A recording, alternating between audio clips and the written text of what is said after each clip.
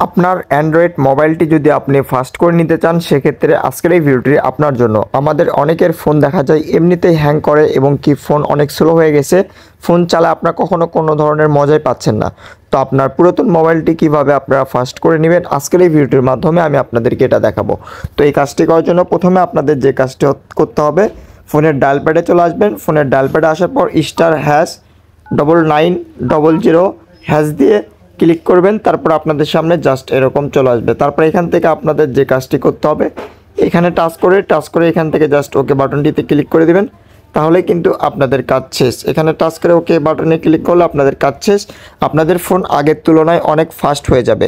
আর এই কাজটি শুধুমাত্র কিন্তু আপনাদের স্যামসাং মোবাইলে সম্ভব। অন্য কোনো মোবাইলে হয়তো এই কোডটি আপনাদের নাও কাজ করতে পারে, কিন্তু স্যামসাং ফোন যদি আপনাদের হয় তাহলে অবশ্যই আপনাদের এই কোডটি ব্যবহারের ফলে আপনাদের স্যামসাং মোবাইলগুলো অনেক ফাস্ট হবে। বর্তমান সময়ে স্যামসাং মোবাইলগুলো প্রচুর পরিমাণ স্লো হয়ে যায় এবং কি হ্যাং করে, সেজন্য আর কি এই সেটিংটি খুবই গুরুত্বপূর্ণ এখানে স্যামসাং মোবাইলে অ্যাড করা আছে।